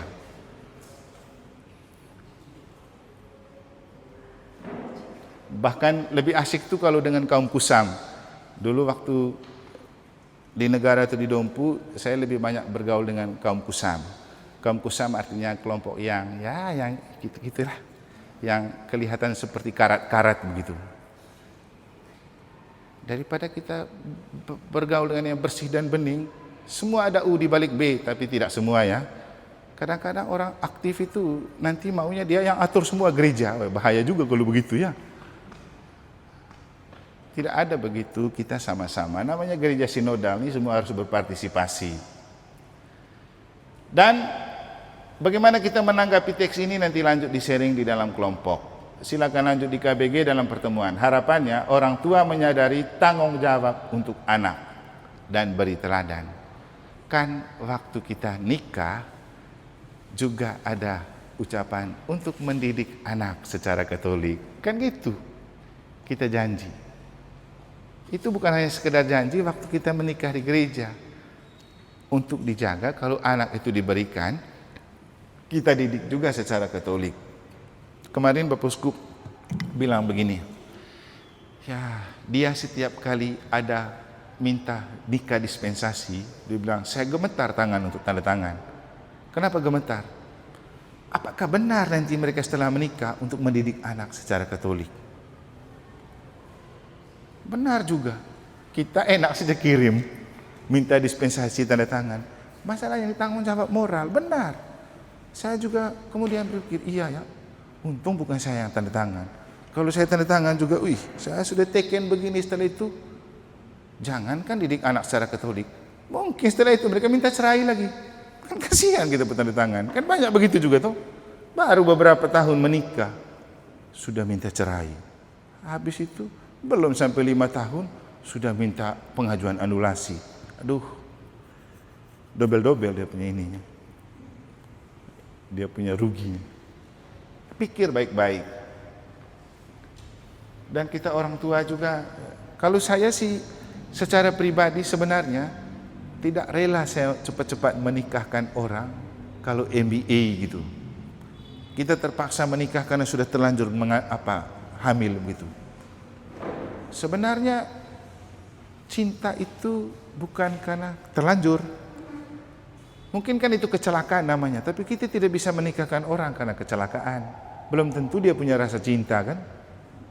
Tapi kan kita takut kalau tidak ada kekuatan legalitas. Makanya kalau sudah posisi begitu ya sudah nikah saja. Padahal mungkin itu merekanya iseng-iseng, bukan karena rasa cinta. Dan nanti akan muncul setelah menikah pasti bertengkar terus. Karena bukan karena rasa cinta, tapi iseng-iseng tapi jadi. Tapi kita paksa supaya cepat menikahkan mereka. Nah, banyak terjadi begitu kan. Nah, ini juga hal yang perlu kita pikirkan baik-baik. Itu tentang mendidik anak. Sekarang pertemuan ketiga. Tanggung jawab terhadap orang muda Katolik sebagai masa depan gereja. Sebenarnya orang muda itu bukan hanya masa depan, tapi masa kini. Paus sudah mengatakan orang muda adalah masa kini gereja. Bukan hanya masa depan. Kalau masa depan, itu yang bikin mereka ongkang-ongkang sekarang toh. Tunggu di depan dulu, tunggu kamu tua baru kami. Hasilnya kita punya orang muda apa? Ya begitulah. Mereka juga masa kini. Biar mode aktifnya mulai sekarang. Ada kenyataan dan tantangan orang muda kita dari hasil FGD dan Prasinode untuk Mataram. Ini dia. Ini kurangnya dukungan orang tua. Masalah pada kepengurusan OMK ya, tadi kepengurusan itu gini, ini circle-nya siapa? Si A, maka semua temannya muncul, yang merasa tidak berteman jauh. Nanti giliran pengurusnya ini, nah, yang sekarang ini lagi mepet karena rasa bukan teman lagi pengurusnya, dia jauh mereka lagi. Itu circle itu bahaya. Nah sekarang yang mengarahkan mereka siapa? Kita sih selalu berusaha mengarahkan supaya jangan jalan begitu. Kita ini gereja sinodal. Tapi kan yang punya orang muda itu siapa? Bapak Ibu. Kita juga tidak bisa paksa terlalu jauh. Karena itu bukan anak kita. Yang punya anak harus merasa bertanggung jawab untuk anaknya aktif. Tadi waktu misa dengan Legio Maria, saya menceritakan dua pengalaman yang nyata hari ini yang saya alami terkait dengan orang muda. Tadi pagi-pagi habis misa, ada dua orang muda datang minta pengakuan dosa karena mau melewati pintu suci. Wih, saya senang betul tuh. Anak muda loh, datang misa pagi, lalu minta sakramen tobat karena mau melewati pintu suci. Wih, saya bahagia betul melihat itu. Karena susah tuh sekali orang muda mau begitu kan. Nah, tadi siang saya jalan-jalan ke sana sampai di lapangan di Pajang Timur. Mungkin yang ikut misa Legio Maria tadi sudah dengar saya cerita. Begitu saya lewat di pinggir lapangan, satu kelompok anak perempuan berpakaian seragam, pakai jilbab. Tahu-tahu mereka ngerumpi apa. Begitu saya lewat, mungkin pengaruh mereka lihat saya agak orang asing, mereka agak takut-takut. Tapi setelah saya lihat, apa yang terjadi? Lagi sembunyikan rokok di tangannya. Perempuan berpakaian seragam SMA, isap rokok di pinggir lapangan. Wih, ngeri. Untung bukan SMA Kusuma ya. Walaupun seringkali saya kalau pergi ke mall, di parkir-parkir itu kadang-kadang dapat anak SMA Kusuma dengan pakaian seragam Kusuma. Kenapa mereka nongkrong di situ jam pelajaran? Jawabannya ada di Pak Yoreng.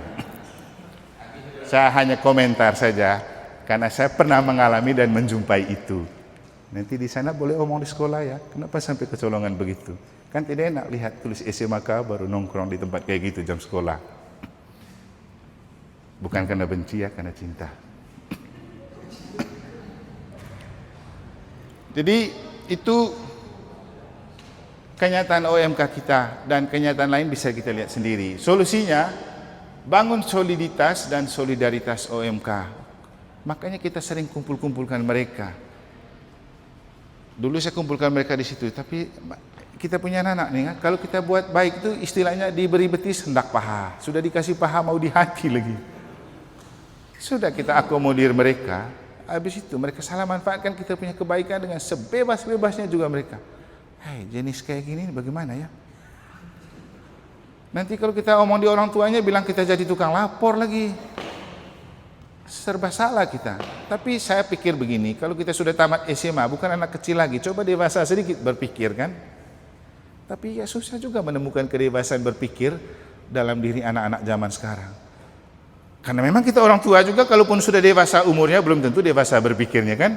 Itu juga jadi masalah, jadi krisis keteladanan. Usul saran, meningkatkan keterlibatan OMK. Meningkatkan keterlibatan, gini aja mejanya, biar dia jangan rebel. Meningkatkan keterlibatan OMK dalam kegiatan KBG. Kita sudah pingin mau mereka terlibat, tapi mereka tidak datang-datang kan. Nah sekarang bagaimana caranya supaya mereka terlibat? Yang jenis ini tanyakan ke orang tua masing-masing. Masalahnya juga orang tua mau nggak suruh anaknya ikut. Itu gereja mengharapkan, tapi orang tua kasih nggak? Mungkin orang tuanya bilang, ngapain juga kamu terlibat di sana? Karena faktanya ada juga orang tua yang begitu. Saya pernah tanya beberapa anak OMK, kenapa kamu tidak ikut di OMK? Mama larang, bapak larang. Mungkin juga larangan itu terjadi karena menyangkut pengalaman masa lalu juga ya. Serba salah kita, tapi sudahlah. Tetap kita jalani sesuai dengan apa yang kita impikan, sambil membiarkan Roh Kudus bekerja dan Allah yang memberi pertumbuhan. Kemudian perlu adanya pendampingan OMK, sudah didampingi terus.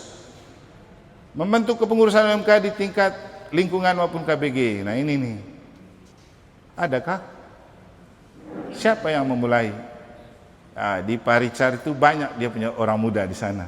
Seandainya keluarga Kudus Nazaret kasih contoh pertama, bagus juga. Apalagi Pak Adol selalu sering omong tuh ya, buat pengurus lingkungan, OMK lingkungan.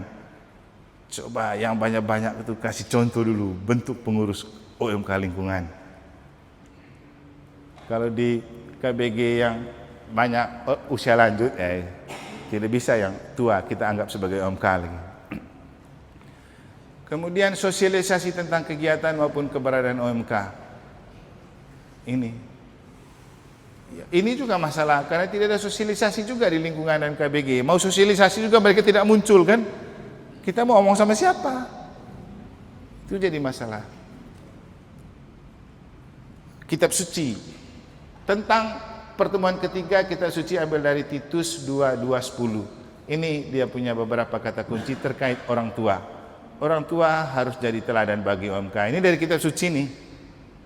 Orang-orang lebih tua, kan ada dua jenis, orang tua dan orang yang lebih tua. Orang yang lebih tua itu contohnya begini.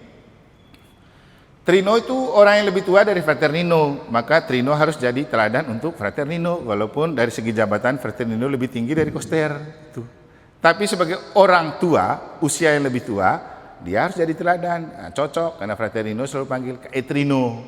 Jangan hanya panggil Kak Trino saja, tapi cara hidup juga harus lebih baik dari Frater, gitu maksudnya. Begitu juga kita. Ada yang panggil Kak Yorem. Kalau sudah dipanggil KE, karena begini pengalaman saya sendiri juga, begitu banyak imam-imam muda yang panggil KE, saya berpikir ulang, saya itu bukan anak kecil lagi. Banyak orang yang panggil saya KE, berarti saya sudah ada posisi lebih atas, berarti harus bisa jadi contoh. Nah, gitu juga kita di lingkungan, jangan sampai orang sudah panggil kita bapak, tapi perlakuan orang Manggarai bilang bapak bengot. Nah, bahaya itu. Bapak itu kan terhormat.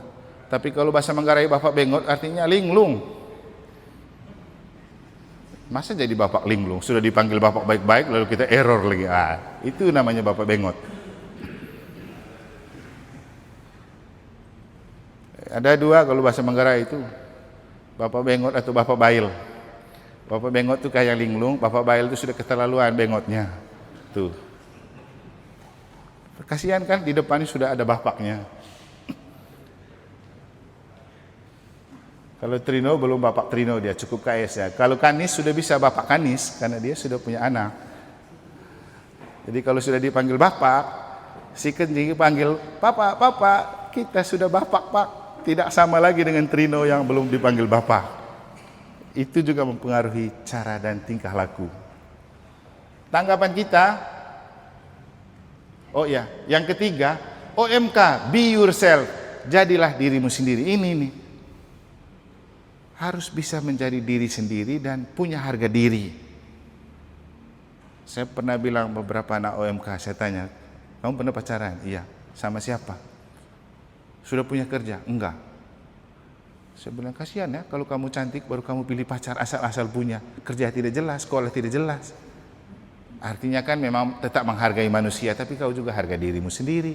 Masa kamu kuliah punya pacar yang belum jelas? Apa yang kamu cari? Artinya jaga image sedikit juga toh. Bukan berarti pilih-pilih, tapi harga diri itu perlu dijaga. Biar punya apa begitulah.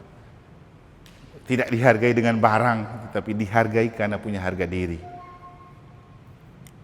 Harus menghargai diri sendiri, be yourself, membentuk diri sesuai dengan jati diri kita. Jangan juga paksa supaya menjadi seperti orang lain. Misalnya Ibu Nona paksa supaya Lia sama Lika harus ikut seperti dia, tidak bisa, dia punya dirinya sendiri. Diarahkan supaya dia seperti dirinya sendiri. Kita punya anak, tapi kita tidak paksa untuk mereka jadi seperti kita. Tapi kita menjadikan dia seperti dirinya sendiri. Itu baru orang tua yang hebat. Tapi bukan juga dengan cara memanjakan. Ya ini, sengaja saya omong yang gini-gini. Maksudnya di pendalaman nanti gini-gini lah yang kamu perlu dalamin. Itu tidak ada di teks, tapi itu teks dalam konteks namanya. Ini teks ada konteks. Nanti waktu pendalaman kita tidak terpaku pada teks, tapi terpaku pada konteks juga. Konteks artinya kenyataan yang ada di sekitar kita. Kalau tergantung di sini nanti pilih. Setelah baca bacaan tanya, teks apa yang menarik? Cari. Oh ini yang menarik, kan tidak ada gunanya. Tapi bagaimana konteks di sekitar itu yang perlu diomong. Karena itu yang perlu dicari solusi. Itu maksudnya kita pembekalan ini supaya meluas bahannya, lebih relevan dan aktual begitu. Itu tentang OMK. Yang lainnya bisa temukan sendiri dalam pertemuan. Nah ini yang keempat, KBG yang solid dan solider. Ini puncaknya. Seperti yang saya sudah katakan di bagian awal, kenapa perlu kita bicara KBG yang solid dan solider? Karena KBG kita tercerai berai. KBG kita hanya sebagai sebuah kelompok kumpul doa rosario. Padahal Bapak Uskup selalu menekankan, KBG itu bukan hanya kelompok doa, tapi kelompok karya sosial. Karya-karya sosial yang bisa dilakukan atas nama KBG, bagi sembako kah, sumbang ini kah, itu selain yang utama doa. Jadi kenyataan kita dari hasil FGD dan Prasinode, kurangnya kehadiran umat dalam kegiatan di KBG. Ini kita sendiri yang lapor dan omong, karena memang kenyataannya begini. Peran KBG sangat penting, namun banyak hambatan terkait kehidupan ber-KBG ini kita masukkan sendiri di bahan Prasinode. Peran kepemimpinan ketua KBG belum maksimal. Keterlibatan umat terutama dalam kegiatan katekese kurang. Ya, jangankan katekese, datang rekoleksi saja tidak datang. Kemarin Pak Yorem sama Banano datang. Mereka bilang, Romo kita rekoleksi Natal 2 kali. Oh, bagi perlingkungan lagi. Iya. Tahun lalu kita perlingkungan kan? Iya. Hasilnya bagaimana? Banyak atau sedikit? Kalau sedikit, kali ini gabung saja. Kita lihat mana yang lebih banyak, waktu digabung atau waktu dibagi. Kita kemarin sepakat 1 kali aja ya. Soalnya kita siapkan kesempatan 2 kali. Kita sudah capek-capek siap bahan. Lihat yang muncul orang yang kebetulan mau datang misa harian. Itu juga kita tunggu supaya ada orang. Artinya begini, kita tahu iman kita masih dangkal, pengetahuan kita masih kurang, tapi giliran ada seperti itu kita mau cari kasih bagi pengetahuan, tidak mau datang. Sudah tidak mau datang, tidak cukup pengetahuan, tapi paling banyak omong. Nah ini seninya di situ. Pengetahuan iman tidak ada, keterlibatan jarang, tapi omong paling banyak. Padahal kalau yang rajin datang, rajin dengar, mereka tahu pasti tidak omong banyak, karena sudah paham. Nah, ini masalah untuk kita. Kan yang ditemukan di lingkungan begitu ya Bu Nona ya. Jarang ke gereja, jarang ikut kegiatan, omong paling banyak. Benar kan Patris? Seolah-olah dia tahu semua hidup gereja, padahal ke gereja hari Minggu untung kalau datang. Tapi dia tahu semua omong tentang gereja. Lucu, itu roh dari mana? Nah, roh dari mana itu? Faktanya orang yang rajin, betul-betul kusuk, saya lihat misalnya macam Pak Mike, mereka baru datang ke ruang adorasi, mereka itu takut sekali kalau omong sembarang tentang hidup menggereja. Itu baru roh bekerja. Ini Baru hanya lihat melalui begini aja gereja, pulang omong paling banyak, begini, begitu. Kau kerasukan roh jahat itu. Jangan terlalu percaya diri kau berguna untuk gereja, itu kau kerasukan. Karena semakin orang dimasuki oleh Roh Kudus, dia akan semakin rendah hati dan bijak. Kalau yang gini itu api neraka itu. Tapi kan banyak umat yang seleranya gitu, tapi tidak malu, omong paling banyak tapi malas terlibat. Nanti di KBG atau lingkungan juga kita lihat yang sering datang, sering ikut koor pasti tidak omong banyak kalau pertemuan, tapi yang baru muncul omong paling banyak. Itu di mana-mana. Itu karena datang dengan roh jahat, tidak datang dengan doa. Jadi keterlibatan umat terutama dalam kegiatan katekesi kurang, kesadaran umat dalam ber-KBG masih minim karena kelompok arisan lebih asik daripada KBG. Kira-kira kenapa? Mungkin perlu di KBG juga kumpul, ayo arisan 10.000 KBG supaya dapat makan. Itu kalau tidak, makanya kalau kita lihat, kalau misal apa? Misal orang meninggal, pasti banyak. Kenapa? Dapat nasi kotak. Kalau misal yang biasa-biasa, yang tidak jelas judulnya, hitung-hitung orang mau datang. Apalagi kalau tahu pasti dapat snack, nanti malas Enak juga hidup beriman begitu ya. Itu gereja cepat maju kayak gitu. Maju perutnya, bukan maju hidupnya. Karena tunggu makan baru datang. Yang hasilnya maju perut, tapi tidak maju hidup beriman. Solusinya bangun soliditas dan soliditas KBG. Usul saran dari umat sendiri dari hasil prasinode, peningkatan mutu pelatihan kaderisasi pemandu katekesi sehingga menjadi fasilitator yang handal. Nah, ini kan kita yang tulis ini. Bahas pembekalan banyak lagi, ada sejarah yang bilang Romo saya tidak bisa hadir, badan kurang sehat, apa segala macam. Iya, kita sudah tahu hidup menggereja itu begini.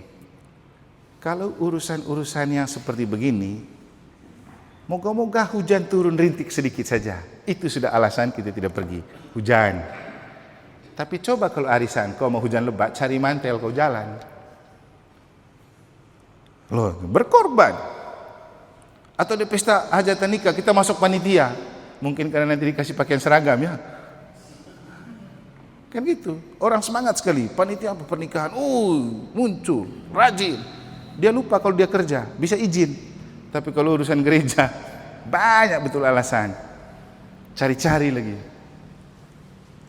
Ya sudahlah, kan kita tidak bisa paksa. Ini kan kerelaan saja. Yang berahmat itu kalau rela dan tulus. Kalau dengan keterpaksaan, ya juga tidak dapat rahmat walaupun kelihatannya sibuk. Kita boleh kelihatan sibuk, tapi kalau tidak tulus tidak berahmat. Kita boleh kelihatan tidak sibuk, tapi kalau tulus itu yang berahmat. Karena di kitab suci sudah bilang, omnia in caritate, lakukan apapun dengan hati yang tulus dan penuh cinta. Itu yang membawa rahmat.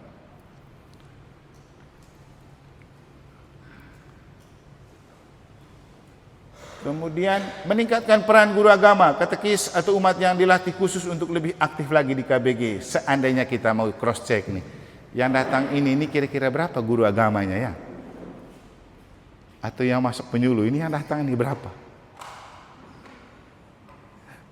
Seandainya mereka itu merasa diri bahwa mereka penting untuk pembangunan iman, maka pasti dia datang. Biar dibekali supaya dia ada bahan. Tapi kan ya sudahlah.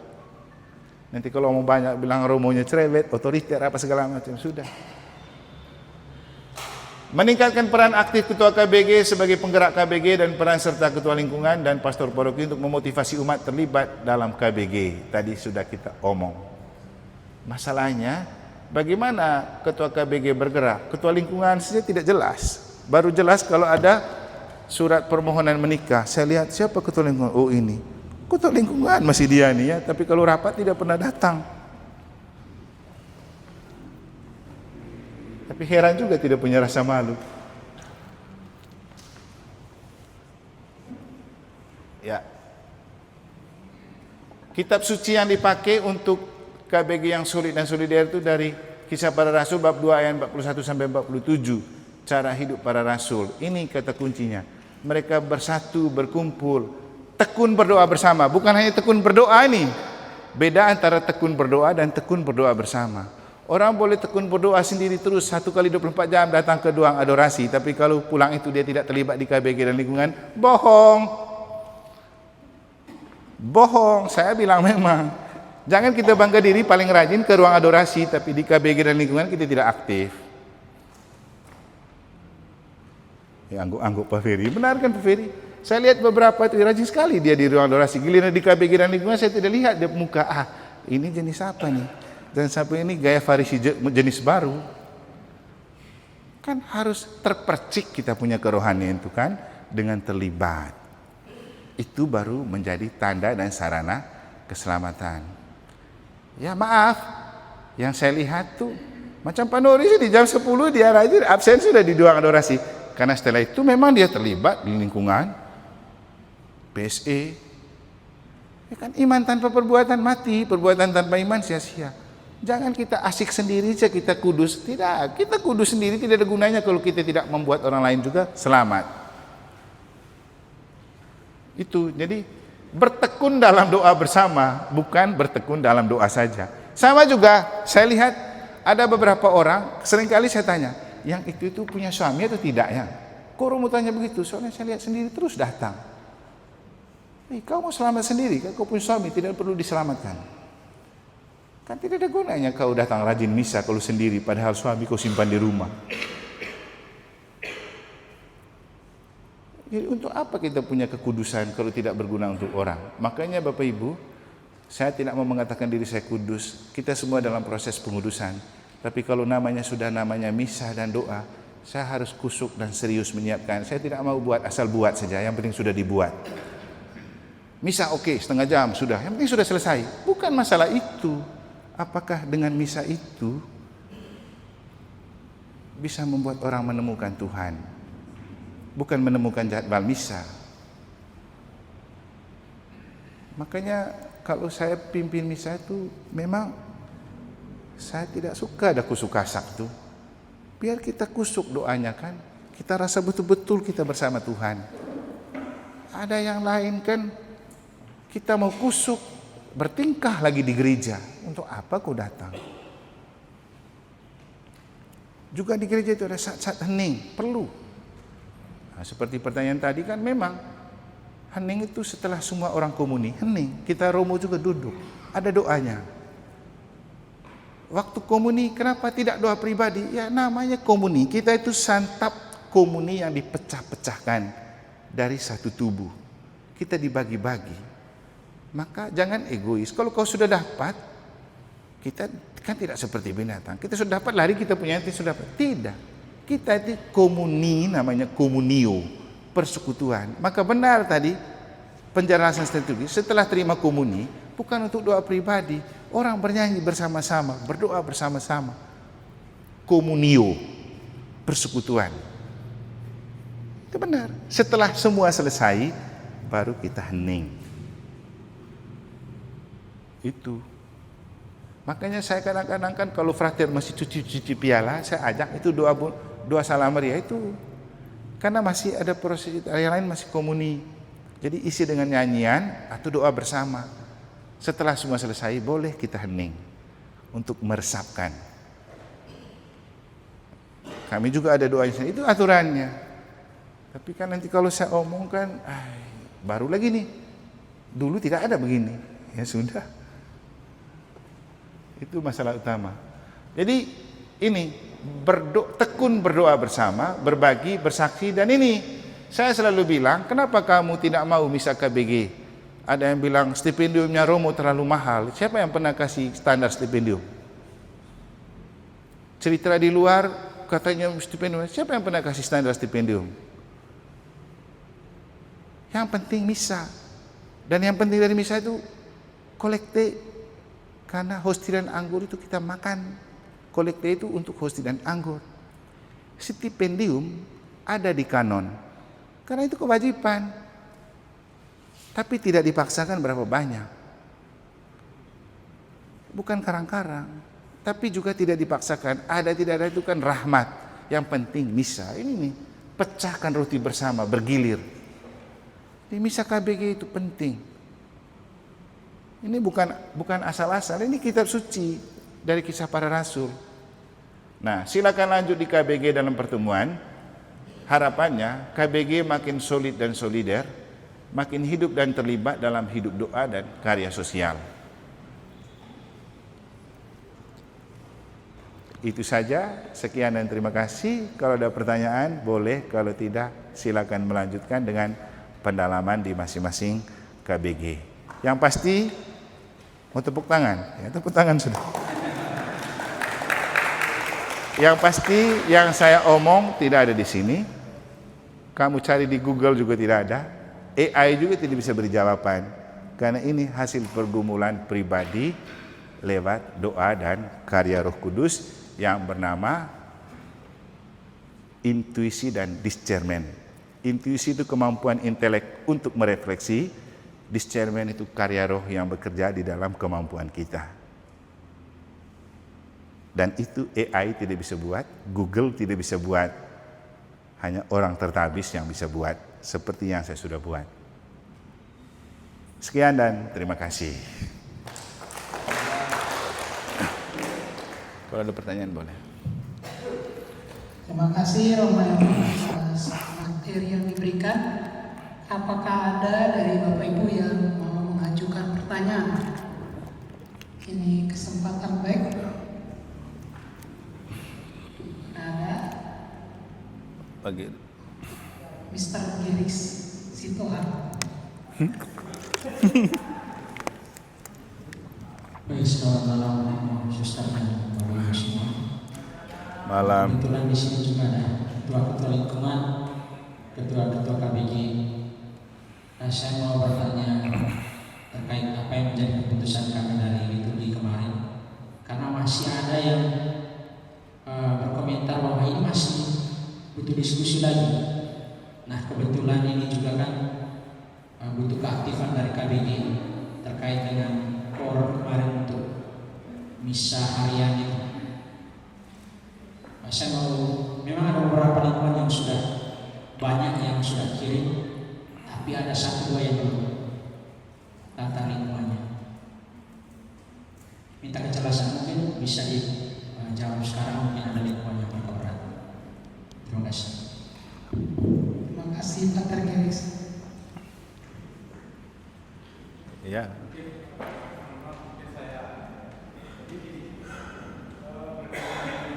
Kasih dulu. Sebenarnya kalau memang KBG itu tidak bisa, lingkungannya nanti lagi. Jadi itu sudah tidak usah dibahas. Jadi kalau memang KBG itu tidak ada, kalau memang dari liturgi tetap membagi untuk jadwal KBG, itu lingkungan yang nanti lagi. Nah, biarkan itu berjalan. Karena saya mungkin salah satu KBG-nya yang orangnya tidak ada. Ya, kita mau paksa mereka kayak di KBG Pak Ferry itu, mereka suruh datang jam 6 itu ya susah sekali. Sulit.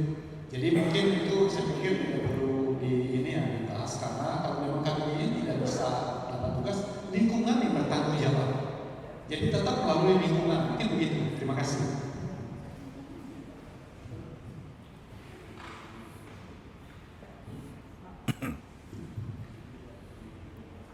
Selamat malam, saya minta maaf untuk tim lektor supaya tidak diikut sertakan dalam tugas liturgi KUR.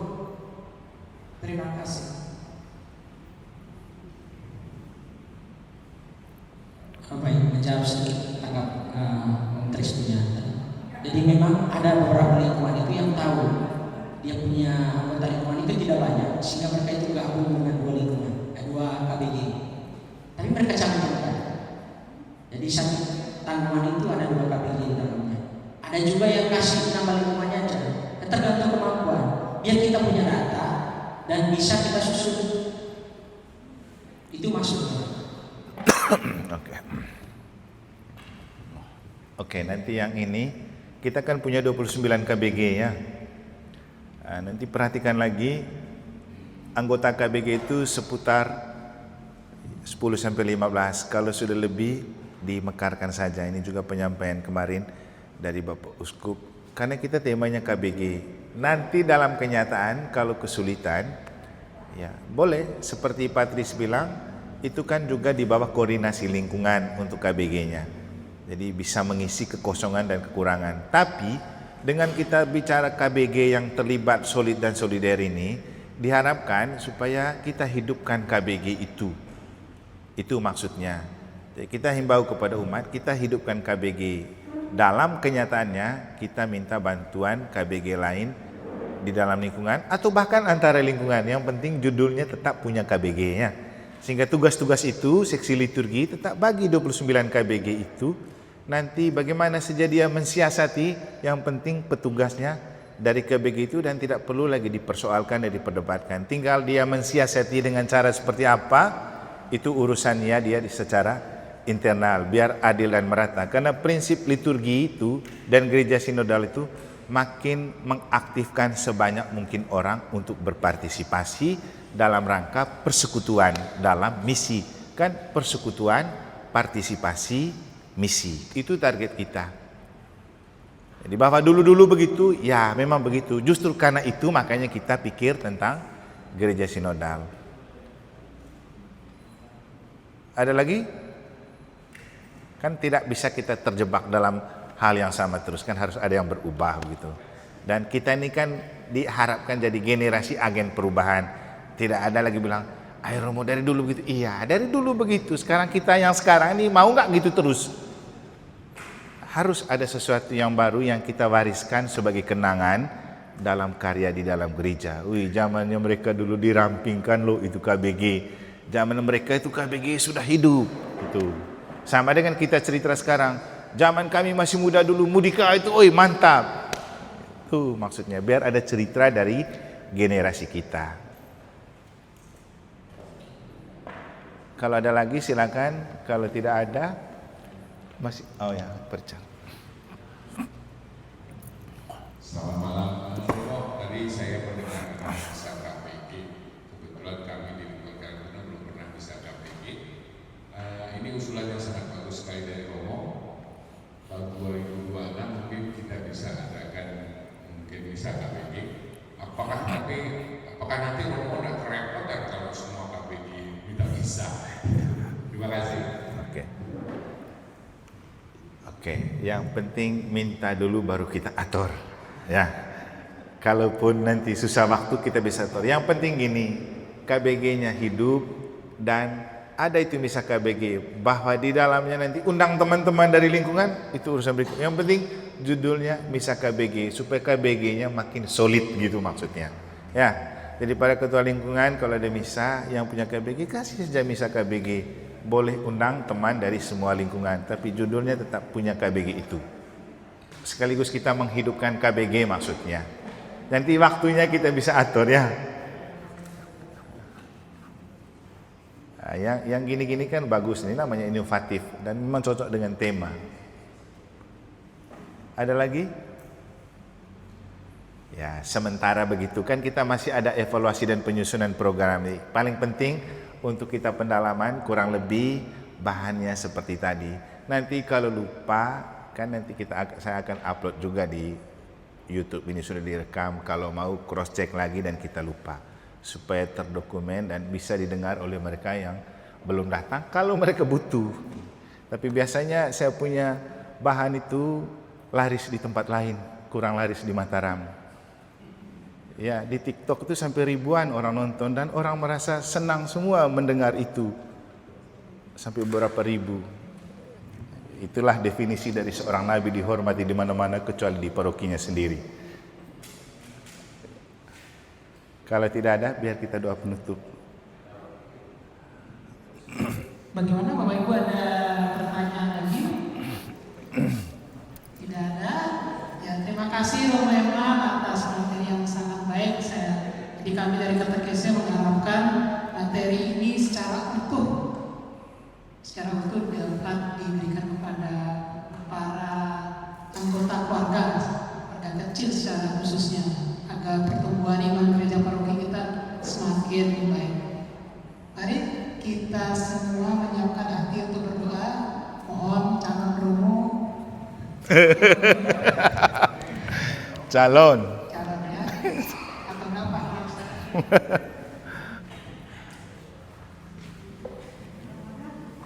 Mari lagi kita siapkan hati pada berdoa. Amin. Tritunggal Maha Kudus, Bapa, Putra, dan Roh Kudus. Terima kasih atas segala kemurahan-Mu, untuk segala penyertaan-Mu dari awal kami pembekalan hingga pada akhir.